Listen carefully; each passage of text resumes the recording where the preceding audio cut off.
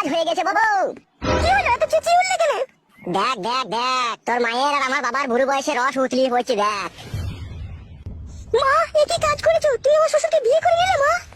আমার কোনো দোষ নেই রে মা, তোর শ্বশুরই আমাকে বিয়ে করলো। বাবা, আপনিও এই কাজ করলেন? ছি ছি ছি ছি ছি। বাবা নয়, ও শালো বাবা নামে কলঙ্ক। ও মির্জাফর, মির্জাফরের পরিচয় দিল একদম। মির্জাফর, আবার ওইদিকে মুখ লুকাচ্ছিস কেন রে মির্জাফর? মির্জাফর, আমাদের 5,000 টাকা দিয়ে শপিং করতে পাঠিয়ে দিয়ে এই কুকাজ করে ফেললি মির্জাফর। ছি ছি ছি, ভাবতেও সুন্দর লাগছে আমার। শালা মির্জাফর, শালা মানুষের টাকা পয়সা হয়ে গেলে মানুষের চরিত্র বদলে যায়, তার প্রমাণ হাতে নাতে পেয়ে গেলাম রে মির্জাফর। ছোটবেলায় মা মারা গিয়েছিল, আমি কখনো কোনোদিনও স্বপ্নেও ভাবতে পারিনি যে আমার বাবা আবার বিয়ে করবে। মির্জাফর, হ্যাঁ মির্জাফর, লটারিতে 2 পয়সা পেয়ে চরিত্র পাল্টিয়ে দিলি মির্জাফর। বাপ ফটকিরে, আর অপমান করিস না বাপ।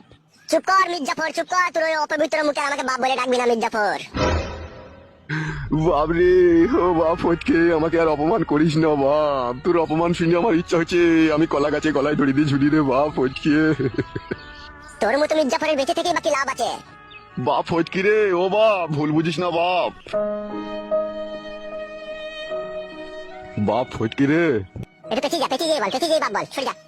তোর মা মরে যাওয়ার পরে 8 বছর আমি বাথরুমে সমানে হ্যান্ডেল মেরেছি বাপ। আর তোর সেই শাশুড়িকে পেয়ে সেই হ্যান্ডেল মারাটা আজকে আমার বন্ধ হতে চলেছে। এতে তুই খুশি হোসনি বাপ?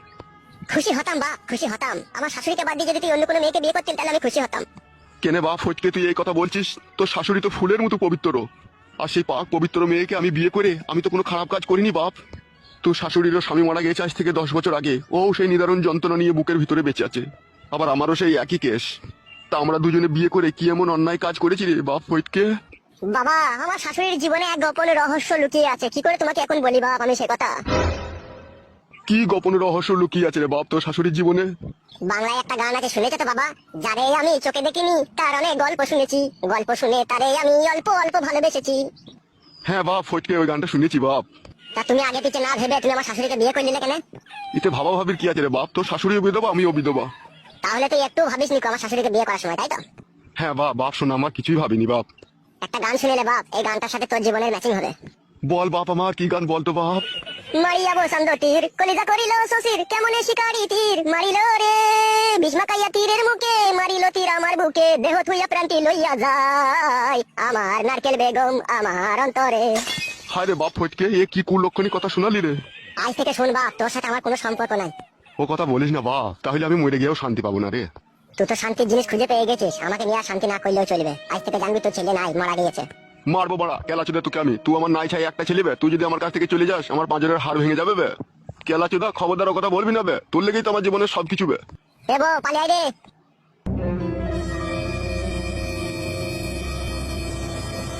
হাগো নারকেল বেগম, তোমার সাথে কি কোনো ছেলের সাথে ভালোবাসার সম্পর্ক আছে নাকি?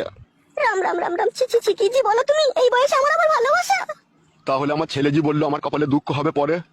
ও ছোট মানুষ, ও এইসব ব্যাপারে কি বুঝে? দুঃখ হবে কি কষ্ট হবে সেটা তুই আর আমি বুঝবো। তা অবশ্য ঠিক বলেছো তুমি। তুমি যদি আমাকে দুঃখ না দাও তাহলে কি করে দুঃখ হবে? হ্যাঁ গো, ওইসব নিয়ে মন খারাপ করো না, এসো আমার পাশে এসে বসো। শুধু পাশে বসবো কি, পারমিশন তো পেয়েই গেলাম, এবার তোমার পুরনো মোবিল বাই করে দেবো। এসো তাহলে, কাজ শুরু করে দাও। আর বসলে কেন ওখানে?